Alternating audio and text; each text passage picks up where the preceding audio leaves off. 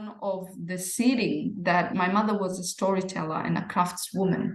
And one thing that she left with me that helped me in this journey was her anecdote of whenever she started a weaving project, she would weave mats and baskets and all that. But the analogy that I loved the most was when she started weaving her mats, she would call all of us and tell us a story as if she's never told it before. And this would be every time she starts a new mat. She would say, it's a great idea to sit on your old mat to weave your new one, because that way you see the patterns and the mistakes that you have made in your old one. And, she would also add with a cautious voice, but you have to remember, that you are the one sitting on the mat. Don't be carried away with an old mat or a new one. Remember, you are the creator sitting on the mat, creating. Born and raised in the motherland, chasing a better life, story of an immigrant. Concrete pastures. Hello, family. Welcome back to Concrete Pastures. I'm Nancy Mulemwasisi. As always, this episode is sponsored by BetterHelp. Thank you so much for tuning in. And to all of our new watchers and listeners, welcome to the family. This is your family of your fellow immigrants and your fellow dreamers. To anybody who hasn't already, please subscribe to the channel. We are growing our community. The more people subscribe, the more visibility we get. And listen, we want to grow as big as we can to make sure that we are impacting all the lives that we can. Again, thank you. And also, while you're at it, download our app. It's completely free on Google app. For anybody with a smartphone, you can definitely download our app. It's completely free, Concrete Pastures app. So today I'm super duper excited. I have an amazing woman, and I'm so grateful to Aaron for recommending her. I couldn't wait. As always, I can't wait to have a conversation. I'm like a kid in a candy store just to be inspired. So her name is Miss Mariam Issa. She is a co-founder of Resilient Aspiring Women, which is RAW, RAW, a project started in her backyard to connect the community and support women through storytelling, gardening, and cooking. According to her, it's incredibly uplifting to witness what connected community can do for all its members despite their differences, particularly with integration. The role and the space to be projects work with the community and refugee groups, local designers, and schools to provide inspiration to refugees, women, or any of the community members in the achieving their goals. Miss Issa sees herself as a resilient woman, entrepreneur, storytelling, connector, mentor, and hopefully healer.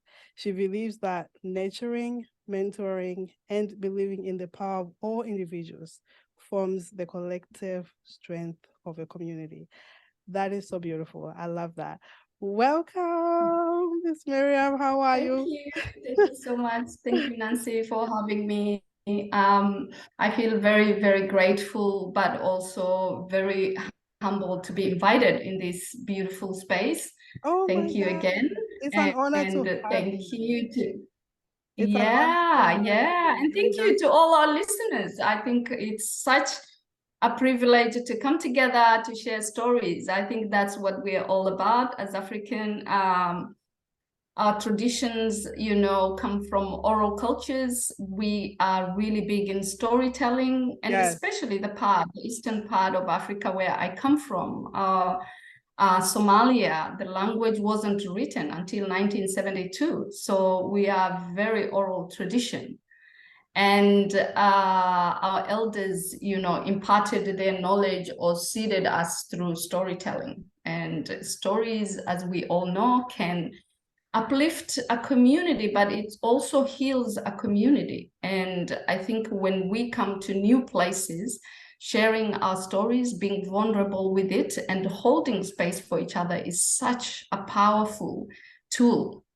And element, and that is needed in our world today, because we do have a world that is absolutely in chaos, that is demanding that women tell stories. We are the conduits of compassion, the womb of creation, the mothers who tell stories. And I think as we tell our stories, we are also reforming our stories, and we are curating and creating it in a way that is sustainable for the new world that we live in. So yeah, that is what we're here, for. Nancy and I will navigate you that get me part of excited already. stories. I'm excited. Okay, you already started. I'm a sponge. I'm already absorbing everything you're saying. So walk us through how life was in Somalia. So for anybody who doesn't know where Somalia is, it's in Africa, the Horn of Africa. Yes, So yes. yes. So yeah, and both my parents actually trekked the sub-Saharan deserts of Africa. They were nomads. So I am not only Somali, but I'm Kenyan too. So I came to my father was exiled from Somalia for political reasons in 1970, and we came to Kenya in 1971. I was only 4 years old, so I grew up in Kenya. So I'm holding these two cultures that are absolutely different, but also very similar in many ways. So I came, but then when I got a bit older, I was married back to Somalia, and that's how I became a refugee from Somalia back to Kenya and now in Australia. So that's the journey, I think, that we will navigate a little bit. But I do have a book called A Resilient Life, which I do share my stories. And because I have been in Australia for 24 years now, I feel like the woman that I was when I came here is kind of fading away in the distance, because we're always evolving in the making, and we're becoming new people. So a little bit about my journey as a refugee. I did, was the first refugee people who left Somalia in 1991 when the civil war struck. And at the time I was only 23 years old. I was pregnant with my third child. I had 2 young children in a boat that, was living home with 140 refugees. And I don't even really think that in the world that we live in today, that could be called a boat that was sustainable to take people from one destination to another. So we did survive, I think, with, the grace of God. And through that journey, I learned a lot of things.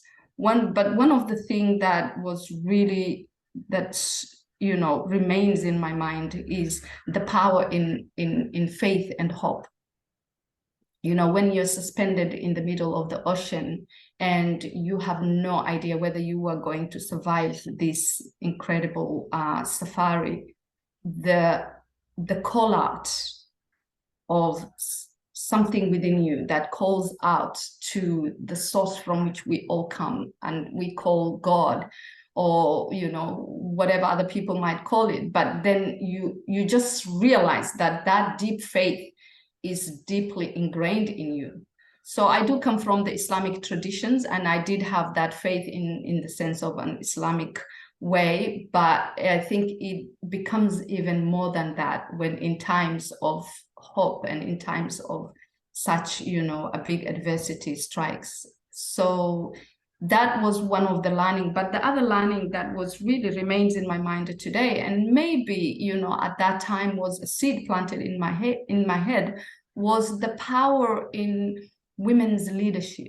Because in that small boat, there was this total stranger, a woman who was to me at the time an older woman, like a mother figure, who just stood up and took charge of that boat. She knew that we didn't have much food and much water in the boat, so she started to really utilize the resources that we had. And she took me on, her fold, and she was like, we don't have any time to waste. Just stand up, Mariam, and let's be the leaders here. And I think that did something for me in understanding that there are incredible leaders who necessarily don't have titles. So some of the work that I do these days is leaders with no titles. Like I wake up women into their, innate leadership. Mm-hmm. And so that taught me so much. And from there on, I think I just always was on the lookout of where support was needed, where service was needed, where I was called into. So coming to us, to Kenya and being displaced for 8 years, it was a tumultuous journey. It was not easy. I had another child, 2 children along the way, that journey. So by the time I came to Australia, I had 4 children and I was pregnant with my 5th child. I came to Australia in 1998. How long did the journey take? The journey of displacement was 8 years. Oh, wow. What do you mean? The journey from Kenya to Australia? Yes.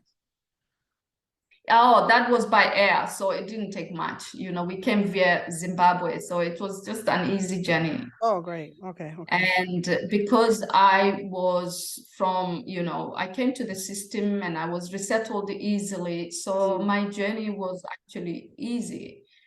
Compared to later on when I started working with refugees and asylum seekers in Australia. So we were placed, it's incredible how the universe just finds a place for you. And I was placed in a very white and affluent suburb in the heart of Melbourne.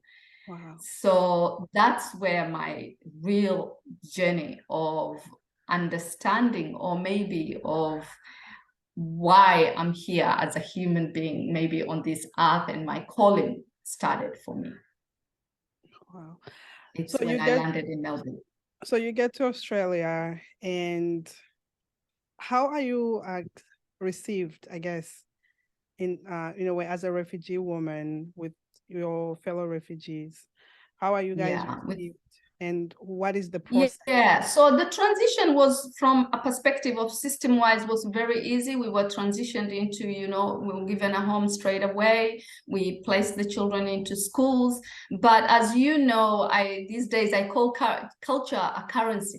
You come, I think my family and I came with a deflated, currency. And when you come into a currency that is stronger than yours, you cannot trade much with it.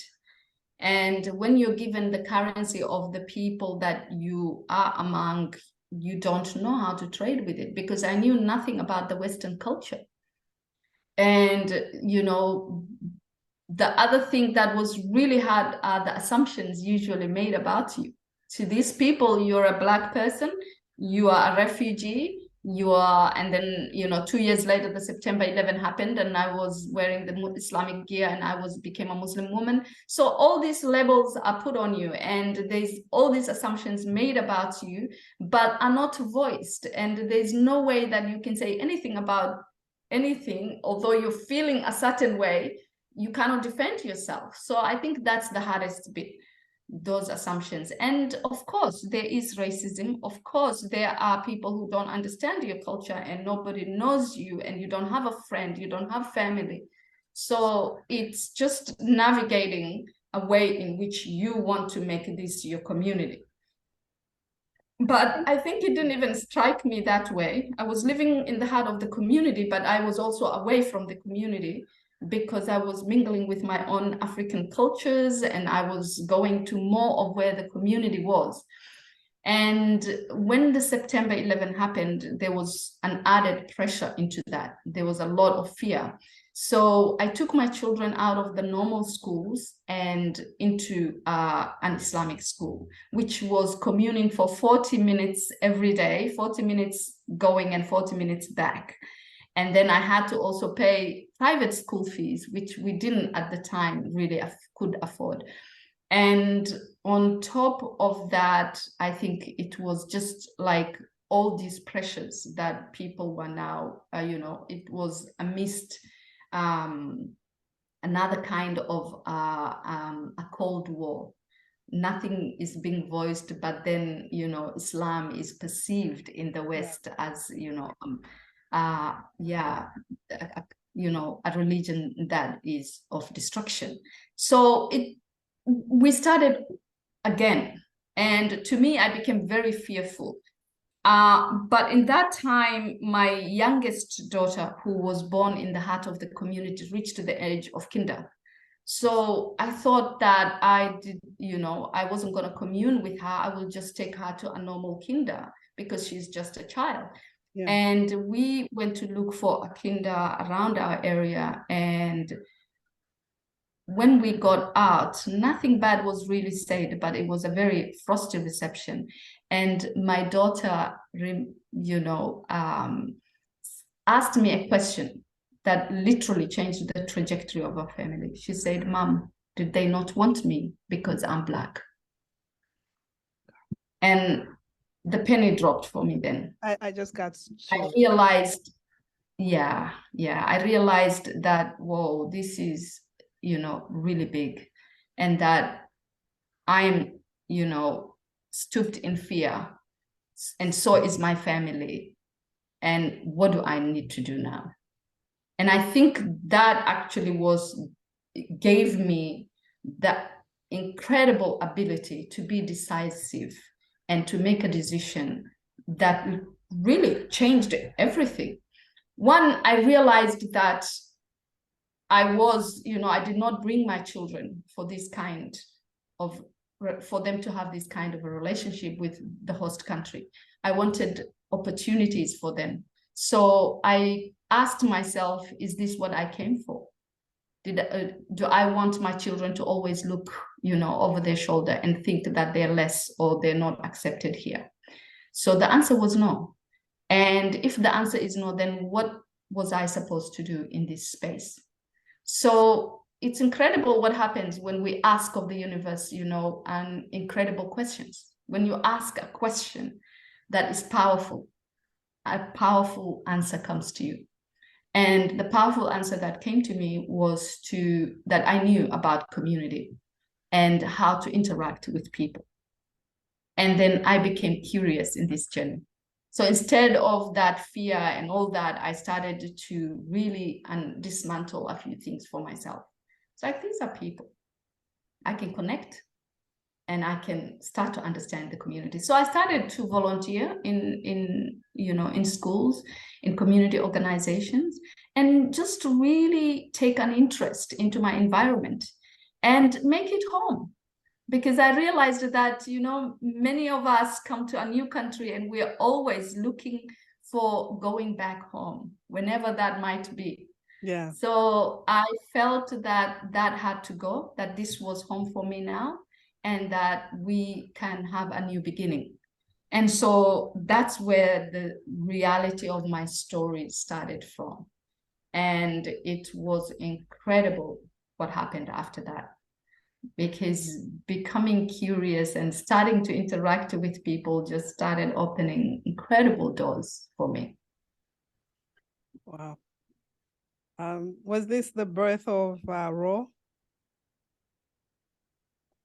It wasn't the birth of Raw. I started, so I also realized that, well, if my cultural currency is inflated, then it's up to me to give it power and to give it strength. So I started something called Cook with Mariam as a business. I became an entrepreneur in the journey. And I started the business and had the business for 5 years. That's when I met Aaron. And so connecting with entrepreneurs, connecting with like-minded people, and opening up, my mind and wanting to know more, really started to take me into the backyard of the people that I worked for. So before I started the business, I worked as a cleaner in Brighton homes and in aged care centers, and started interacting with the community. But what I realized during that time was also the fact that, amidst the beauty and the glory and the glamour in Brighton, there was a less apparent truth, because I cleaned homes, big, beautiful homes that nobody really lived in. I went into aged care centers, and it did not make sense to me at all, because the elders of the community were kept away from the community, and they were miserable. And then young children, were committing suicide. There was mental health. There was, family violence. So all these things, but it was covered with material. Yeah. And so it was not as apparent as our wars back home were. So then I realized that, well, I'm not here randomly. Nobody ever is anywhere randomly. So why am I here is the question I asked. So the why am I here question, I think, was the birth of Raw. That I'm here to learn about my individuality, because I've always lived in communal culture, and interacting with people made me understand that I did not know myself personally.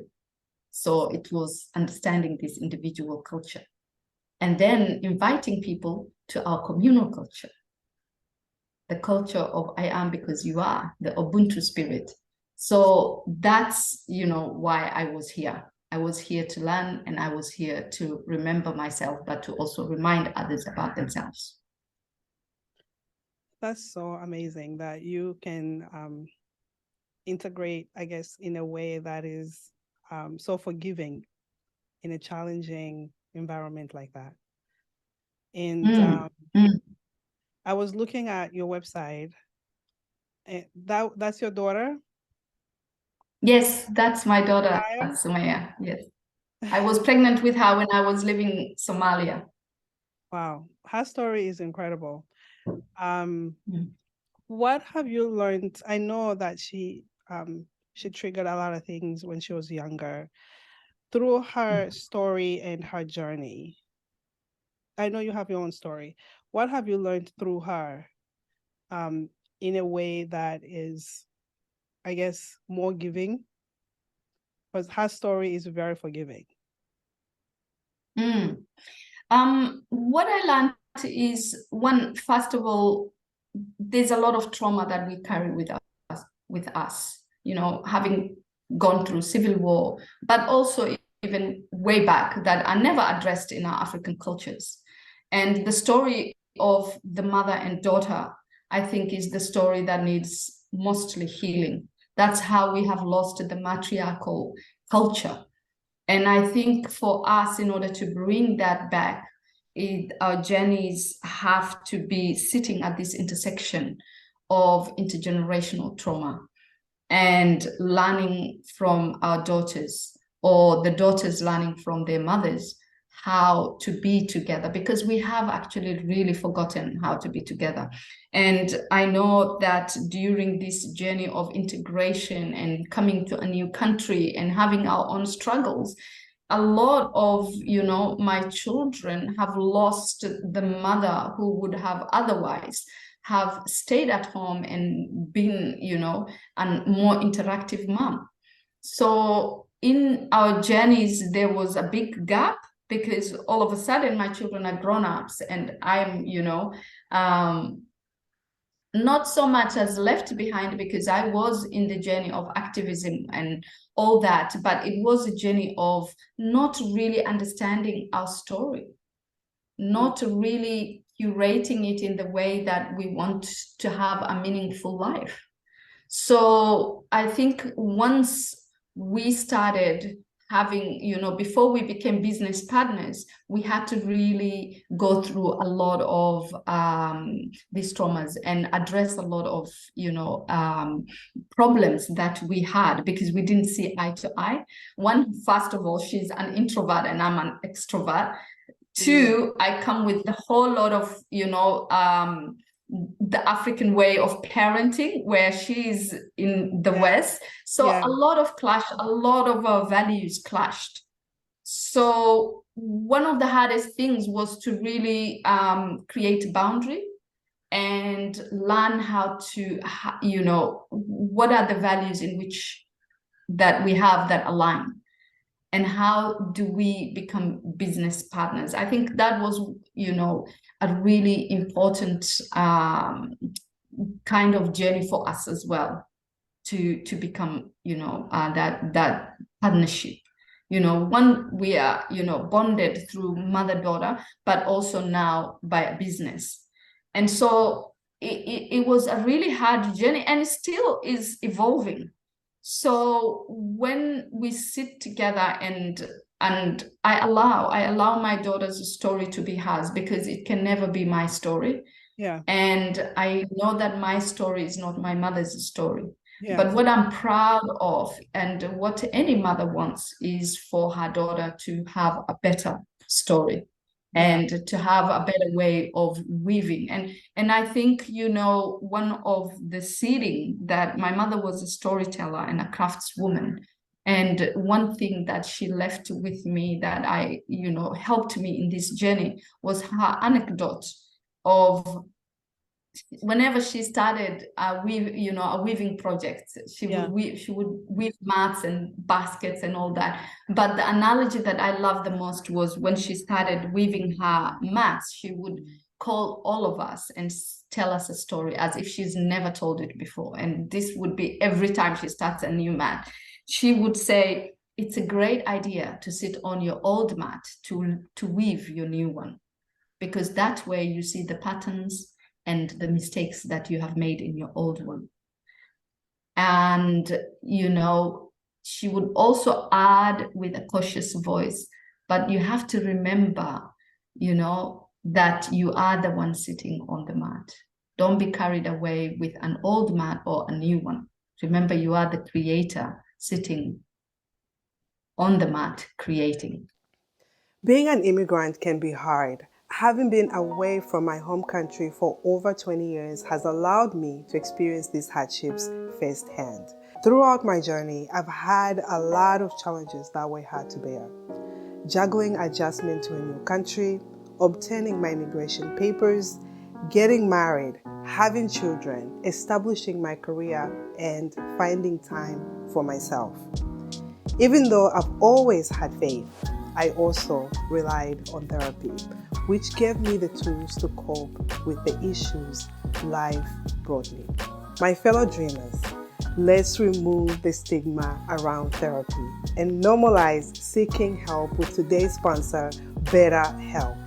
BetterHelp offers licensed therapists who are trained to listen and help you. Go to betterhelp.com/concrete pastures for 10% off your first month of therapy with BetterHelp, and get matched with a therapist who will listen and help in as little as 48 hours.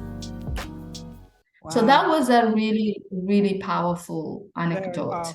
Very powerful. And, I keep telling that story, although I'm not a weaver, to my daughters and to anybody who would listen to me, as, sit on your old mat to create your new one. But also remember that you are at that juxtaposition and that you are the creator. So by that, I learned that we can design and curate and shape our stories in the way we want to have a meaningful and fulfilling life. So, and understanding what does meaning mean for me, because what meaning means for me might not necessarily mean what it means for you. And we do this through the power of emotions, learning how we feel. And I think as a culture, especially our African cultures, we haven't been taught how to feel. We've always been told, and you suppress your feelings, and that's why everything becomes a trauma, So understanding and learning how we feel is so important. And that's how we can curate you our say story. something really, really important, because coming here and going through my journey as an immigrant, it was so much of suppressing and suppressing. And until I started therapy, it's when I started to unlearn certain things and then unpacking certain things. It's amazing. I guess it's very, in a way, like our culture needs to change of Yes. how we suppress everything and just be tough, toughen up or anything. You go through something, you need to toughen up. We don't talk about feelings and everything needs to be just, you keep quiet and you keep it going. And that had been my tendency since I came here, and I'm glad that you're touching on it, that we keep doing this. And this is among all of our African community, all of us. Yeah, absolutely, absolutely. And that's why I'm really passionate. And I'm now understanding that it's not just the African communities, but it's a worldwide phenomenon for women. You know, women have always been, you know, we have to keep it together. When we give from an half empty cup or an, you know, half full cup. I think we haven't been taught or haven't learned ourselves how to give from the overflow. And I think until we start giving from the overflow, until we learn how to sit with our pain and not run away from it, or not, you know, make it as if it doesn't exist, because it's the norm. You know, our family, that's how we were taught. This is normal. And we look back now, and what was normal shocks me now. Yes. And I feel like, whoa, you know, how was I in that relationship? Because I just finished a relationship of 32 years. And the hardest thing for me to do was forgive myself. Because in hindsight, you look at the plain truth and you think, I'm an intelligent woman. How was I in this relationship? But now I realize that that was normalized. And it is very normal in African communities and many other communities. And then I see young people repeating the same trends. And I'm like, no, this is not true. This is not right. Because we don't know it better unless we hear it from you. We hear it from all the our older women telling us, generation to generation. So it just keeps on going. So for me, I'm very vocal with what I've gone through and being able to share that.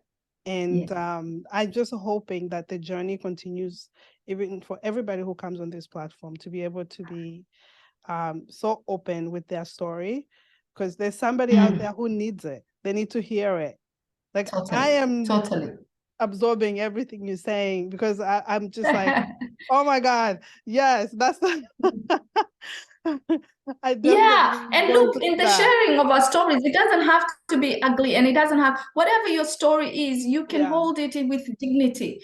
You know, hold your story with dignity. You don't have to overshare anything, but work your story. Like, feel the pain, look at it, go for therapy, as you say. It's the shame. It's the shame that everybody the shame feels. So we need to remove the shame that life happens for us, not to us. Because that's I think that's the biggest thing that we have back home, that everything just happens to us. Because for the longest I felt that way too. I had to unlearn that. I'm like, okay, life has just happened for me. I need to get up and move on, because life will continue to happen. So life happens to us is the process of victimhood. And I think, you know, through grieving, I think that's a process. Like, oh, poor me. That's a phase that you're in. It's the phase of depression. When you come out of that phase, you enter the phase of anger, where it's blame. You blame other people for your problems. But if you are not cautious between these two places, you will end up going back and forth. So the third phase is the phase you're talking about of empowerment. So that phase is where you take, you know, the steering wheel or the reins of your journey. This is your journey. You are in your lane. You have to drive to the destination that is calling you. And how do we do that? There's a lot of fear in us. So we have to address that fear. We have to, it is sitting, let it sit next to you. Yeah. And then later on, put it at the back and allow yourself to really go for your, whatever your desires are. Because that fear, honestly, is never going to go away. Every time I stand in front of an audience, every time I'm starting a new project, it's always there because it's a fear of not trusting ourselves. Yeah. But we can learn to trust ourselves. And one of, when I started the conversation, I started with faith. And I want, as I'm a life coach and an executive coach, so I sit with people and work with them through, their desires or whatever they want, their life goals. Yeah. And one of the things that I do is give them tools. And one of the tools that I really want to leave with, and give to your audience today is faith. I love, I love acronyms. Every word that I come across, I like making it as an acronym. Mm-hmm. And this acronym is very important because it's an acronym that is so valid in these times, because it's times of uncertainty. And we walk with faith, not with sight. Yeah. So what does faith mean? Faith, one, means you have to learn how to flow your feeling, the feeling of freedom. That's the first F, the feeling of freedom, and not the freedom of bondage, which is her service and we're bonded to each other, but learning to be free, the freedom of sovereignty, your freedom that comes from within, the freedom of Nelson Mandela, a man who spent most of his life in jail, taught us how to be free. So learn to be free in sovereignty. The A stands for acceptance. You have to accept that this freedom is yours by right, by birthright, it's yours. And bringing acceptance to it, affirming it every day, and, appreciating it will make it concrete in your world. The I stands for intentional. You have to be very intentional with this freedom because it's yours.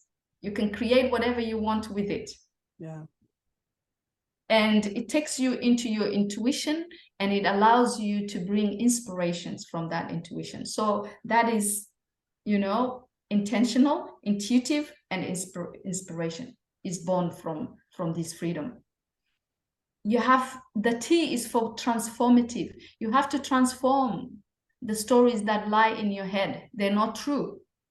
Create different stories.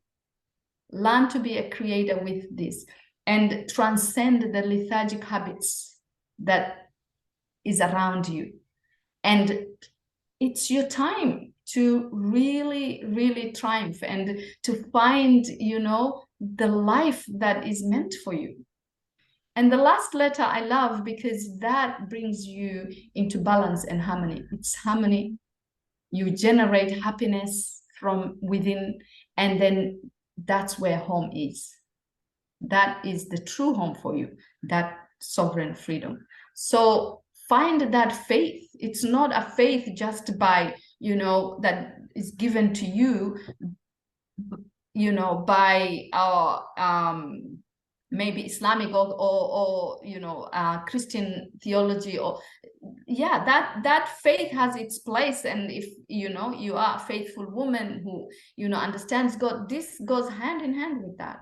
Find that sovereignty within you. And I think when we do that is the only time that we can be free from this patriarchal system that has put us into into systems and structures that are so solid and that are so concrete that we cannot breathe anymore.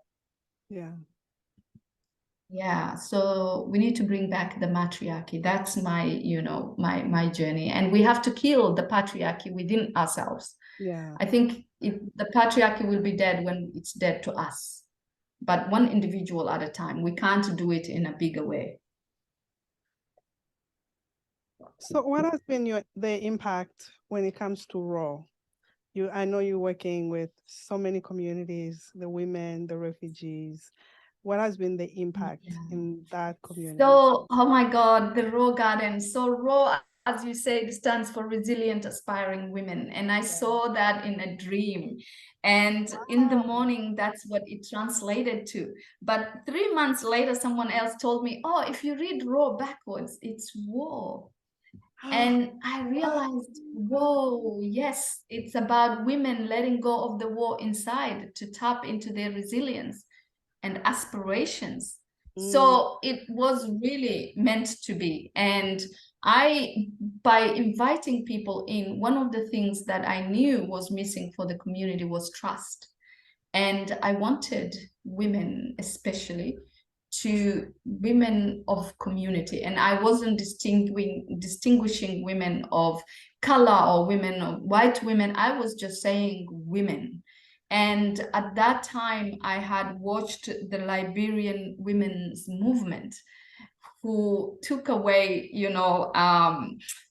took Charles Taylor out of his, office into prison and brought in Salif. And then I understood the power that women had.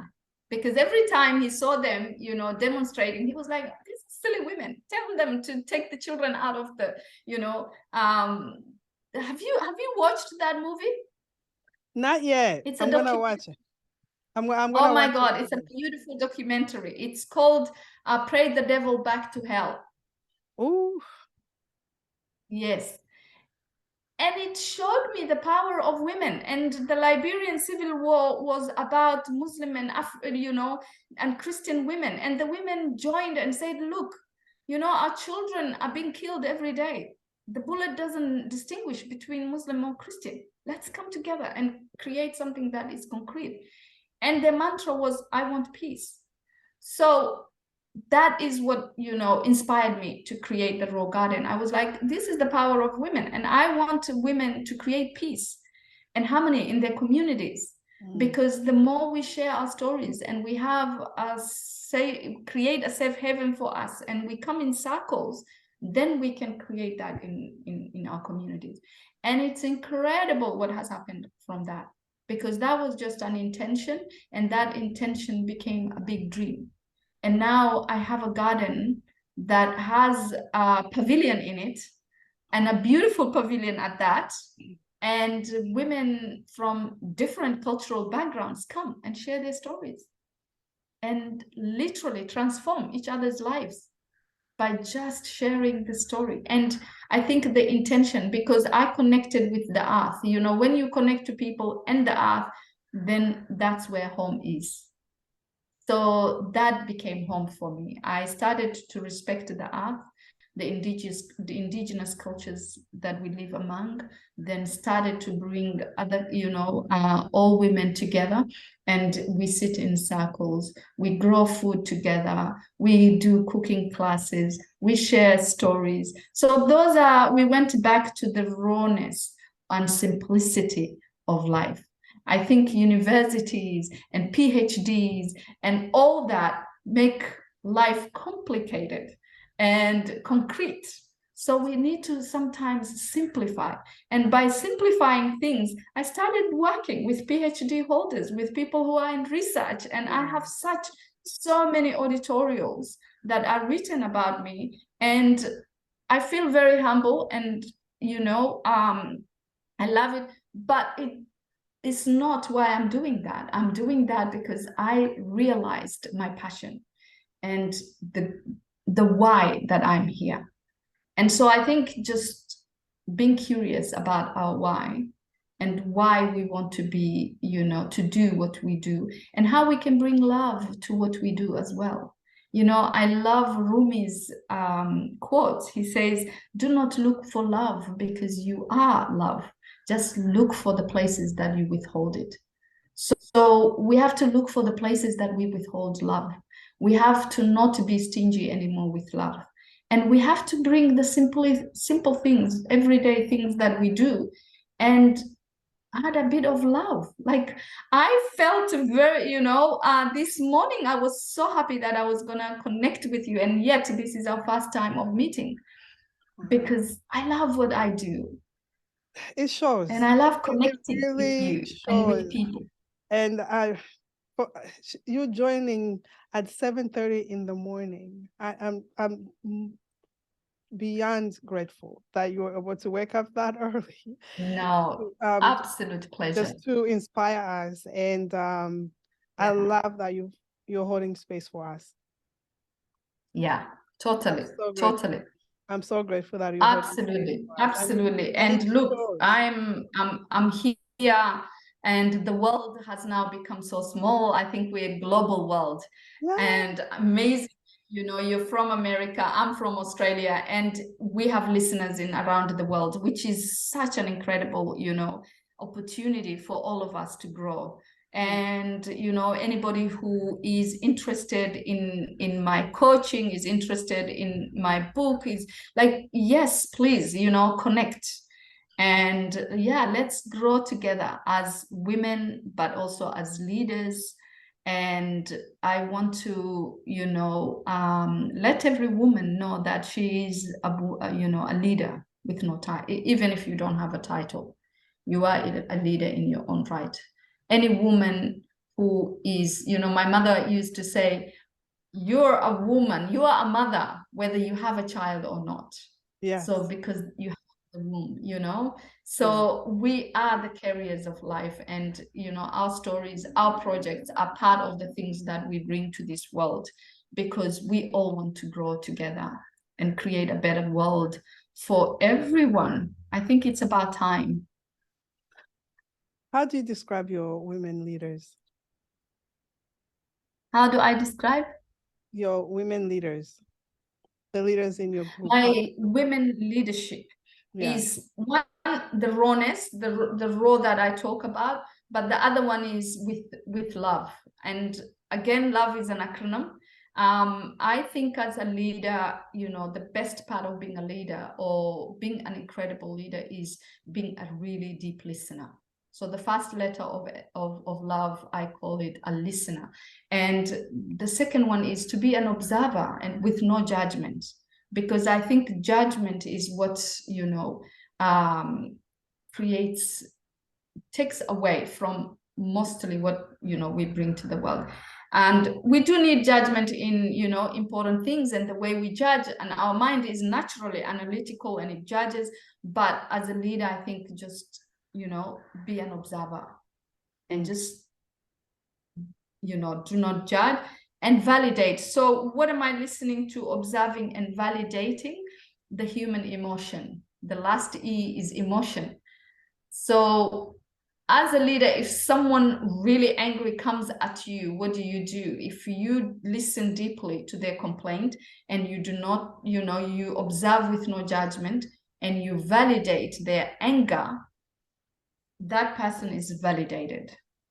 They feel that they're heard.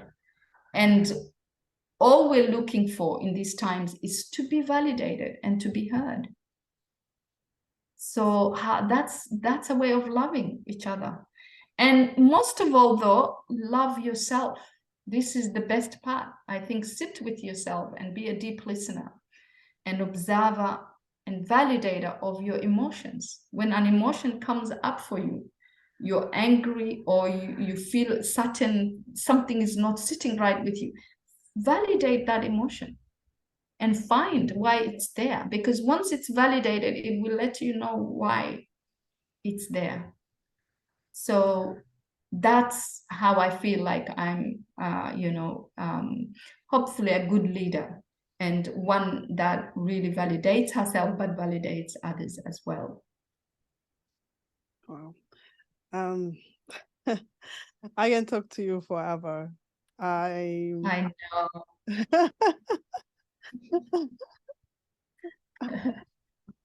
Do you feel fulfilled with your work you've done so far?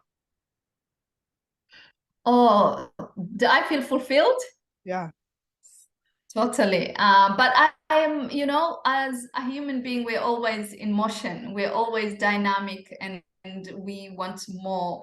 I feel like I am fulfilled in the space that I am in at the moment, but I want to do more. I want to go back home now and, you know, create some projects and collaborate with, you know, people in, you know, different parts of Africa. I have many, one of the amazing things that came out of my journey is connecting with Africans in Australia from many parts of Africa. Yeah. So I'm friends now with Zambians and Sierra Leoneans and, you know, Liberians and Ghana, from South Africa. So I am so rich in, in relationship. So, connecting is one of my highest goals, connection, because it's everything. When you're connected, and especially you're connected to people who are, have the same mind and want to do the same things and have the same values,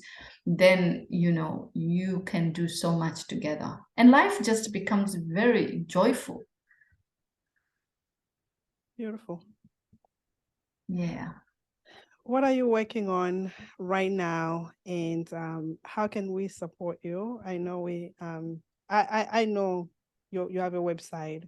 How else can we support you in all the amazing things that you are doing? Well, one, I'm a storyteller. I am, a life coach. You can support my work by inviting me to your organizations, as a speaker, as a storyteller, as a person that you want to hold space for some of your, your teams. I can do that. And also, I do executive coaching for organizations that want to support their clients. I have book, but I'm also writing my second book. And I don't know if the title will be the same, but the book that I'm writing at the moment is I Choose to Thrive. So I believe that we can thrive in the times that we live in. There are a lot of challenges in life always, but when we transcend those challenges, I think we can, open the doors of our own reservoir. And the reservoir always is within us, and the resources that we need are in us. The only thing that we need to learn is to be resourceful enough to connect with that, reservoir, and to bring those resources into the world, because each and every one of us is a genius and has an incredible and amazing story. And when they bring their genius or they're part of the puzzle for the world, it's needed in these times to create the wholeness of what we want to achieve together. So yeah, and reach out to me as well, and just as Nancy did, and I'm happy, to support whoever that is needing my support in the ways that I can. So yeah, thank you for that. I'll have everything in the show notes, your contact, and how else they can reach you. It will be all in the show notes so everybody can have access. I had so many questions for you, and you answered them along the way as you were talking. Oh, thank you. Yes. And I've been very excited because when I was reading your bio on LinkedIn, and then I also went to your website reading your daughter's story, who I would love to have actually on here, because like you said, she has her own story to tell. And the amazing duo that you guys have. And I love that you have a page where it says mother-daughter duo. I love that. Yes. I love that. And it's work. I have my daughter, and it's work every day to unlearn some of my African ways. Yes. And integrate both, I guess, the American ways and their African ways without putting too much on her and her brother, I should say. And I would add to that, I think our human ways, I think we are so, programmed in so many, because there's the white supremacy, especially in, coming from our African countries and colonialism and all that. It's so much to unpack. And I think we cannot do it as if we look at it as, one component after another. I think the idea is to really connect with your story and go at this particular moment, what is the story that I want to create for myself, and that I'm rightfully a person in sovereign freedom. And that's why I chose to give the tool of faith, because it's, whoever, regardless who you are, when you use this tool of faith, you can, activate that power in yourself. And no one can jail you. No one can tell you how to live your life. So you become someone who is literally, you even understand the power of reverence, because you learn to respect yourself, but you respect other people as well. And you become someone who adds to what the world needs. Mm-hmm. So that's, that's the times. And, as a gardener myself, I love gardening, and I'm very much in, among people who love, to bring sustainability and, create the climate change and all that. So there's a term used called ecofeminism. And I think, that ecofeminism means that you sit at that intersection and you see all the disparities that exist for us, that has been created, and programs, and how we can dismantle these programs from our systems, and how we can start to be kind to not only the earth, but the people in it and the animals in it, and that we can become holistic in our, in our journey of becoming whole and, creating our own story. So the idea of being a victim and angry gets out of the way. So you now just activate that power in you. And so you don't have to go back and forth of, this has been you let go of that story, because this, after COVID, I think there's a whole new world that has emerged. And so how can we gently come into this world? How can we be gentle enough with ourselves? As you say, when we are learning things, it needs that gentleness, because it's really painful.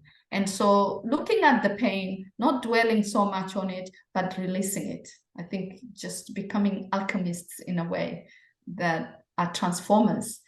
And that is, why I'm so very excited about this, because this is the time. And we don't have to do the hard work that we used to. I look forward to the new book, Choosing to Thrive. I think it's going to be a good read, and a lot of teachable moments, I can tell already. What inspires you? What gets you all this energy in the morning? It's 8:40 over there now, and it's 4:41 here. Oh my God, in the afternoon. What inspires you? What gets you so much energy? What excites me? I think life is exciting. On this side, I have a beehive, and I'm looking at the bees and how excited they are. So bees teach me so much. Like when we connect with nature, and nature is such a powerful teacher. So I observe, the little things. I think, you become, when you're in nature, you become Alice in Wonderland. You just become that small thing, and you go you look at a bee and you see yourself in their journey. Yeah. And you look at a bee, and when a bee is flying, every morning it just flies from its hive and it just finds a flower. And all it does, it doesn't even disturb the petals of the flower. It just goes on the nectar. That's all it needs to be at the nectar. And it's innate. But by doing that, the bee, as a byproduct, kind of, pollinates our crops. Without bees, we do not have food. So it pollinates our crops, but it also gives us honey. And those are byproducts. So for me, speaking with you today, Nancy, is a byproduct, because I already, early morning, I work on my system. I wake up, I'm a woman of faith. I pray and I meditate, and I'm already, oh my God, I'm excited. I wonder what's in store for me this morning. And then things like this happen, an email like yours just lands on my inbox and says, can you come on my show? So that's even how I get my work. Like, people just invite me to have, speaking engagement or that. And the byproduct is that I just get to, to have fun. So it's really incredible. And I think connecting with self and being creative, I think we have to find the creative side of ourselves, because when we're not creative, it's like we're not alive. Yeah. And the last one is celebrate along the way, every little bit of thing that you do for yourself, acknowledge it, validate it, and celebrate. So those are my 3 words, connection, creation, and celebration. I make sure that I have those 3 in my life. So this is my second last question for you. There's so many women around the world that have gone through what you've gone through. And especially when it came to 9/11, I came in 2002, and there was the scarcity around it. Like, you look at a Muslim woman wrapped up, you could tell without any words that even when they're getting into the train, I think even till today, there's still that fear. What would you tell those women around the world? Because 9/11 happened here, and there's been a lot of tragedy that happened in other countries like the UK and just around the world. What would you tell those women or men also that are still scared because they are Muslim, because of whatever happened that they have nothing to do with? Yeah. I think it comes back to, people will judge you and make assumptions about you. But I think that is, when people judge you and make assumptions of you, it's sometimes a reflection of a story that you're carrying inside. And I saw that in my journey, because when I was angry, I saw angry people around me. And when it became, when I started to understand, I was like, oh my God, I wonder what I'm angry about today. I have a lot of angry people around me. And then just, learning to connect with our feelings and learning to know what story are we carrying inside. Because our mind is the one that really cages us. The prison is in our minds. The fear is in our mind. So sometimes, as much as we would like, and and it is like out there is a lot of racism, there's a lot of hatred. Yes. But that hatred is, learning how to really feel and say, am I contributing to that? Because if I am part of it, if someone is hating me and I'm hating them back, then I'm contributing to it. But when I transform my thinking and I transform how I feel, then it's incredible, because your life transforms. You totally think that you are in a different world, because even the people around you who were haters and all that drop, they disappear from your life. Whether that is family or friends. And sometimes I think we suffer because we are clinging to something that we know and we don't want to let go. So I think it's the surrender and the letting go of the things that you're clinging to. Sometimes it's, our beliefs. Sometimes it's, just having that mirror for yourself. Yeah. And looking from inwardly out.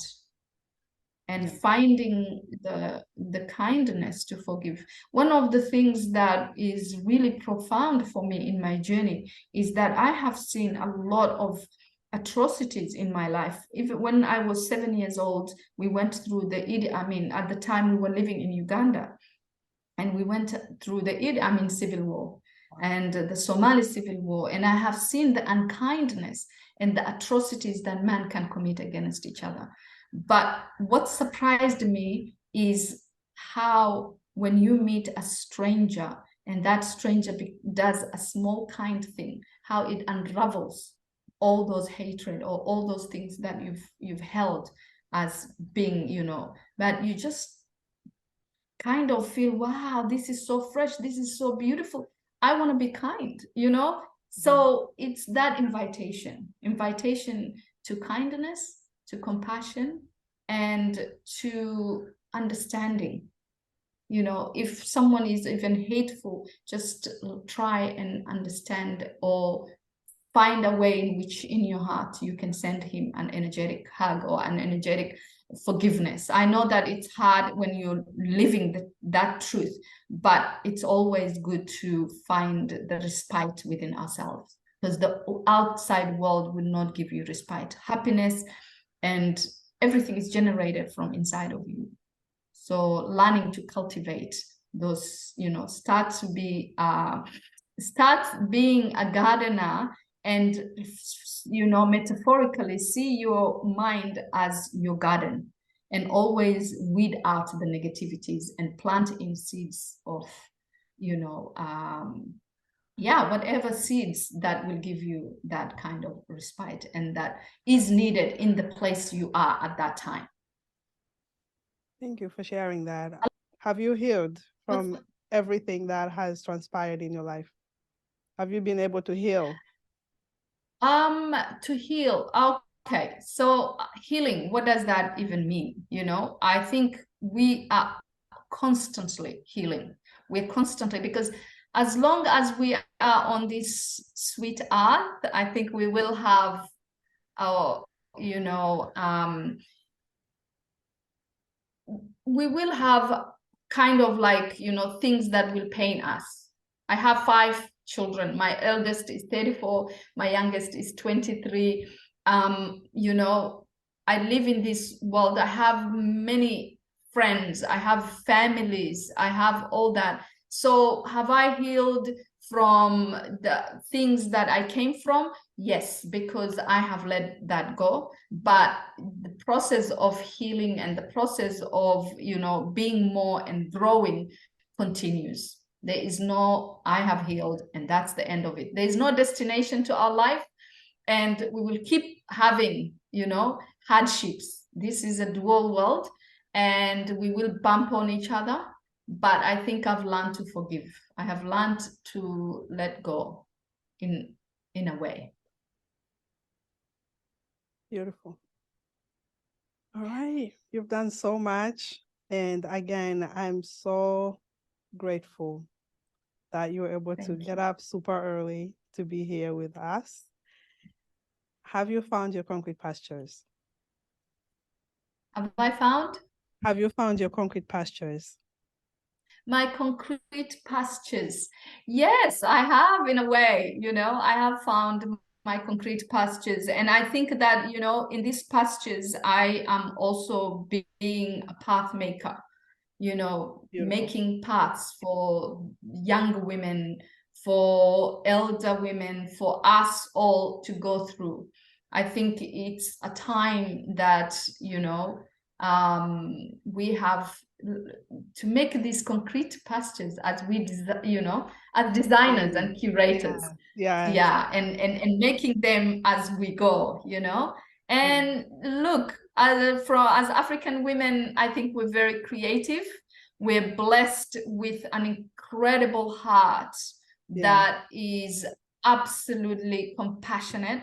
And let's design and curate and make our concrete pastures together from this. I feel that my in the raw garden we have a really beautiful water feature, and that water feature is like a big vase of like a cup, and it has an overflow, and that's what my symbolism for women is. Give from the overflow. never ever give from something that, and learn to say no. I think that's we've been cast in a way because we don't know how to say no. I think learning how to have our own boundaries and saying no, which I still have some reservations, by the way, too, is an important thing. Yeah. No, so thank you. No, thank you so much for being here, and I'm so grateful. And thank you. I'm so grateful. Pleasure. And thank you so much for answering so quickly to be here. Thank you. Oh, okay. My absolute pleasure. And I'm glad we did this. Yes. Thank you. Thank you. Bye. Thank you. Bye-bye. Have a blessed one.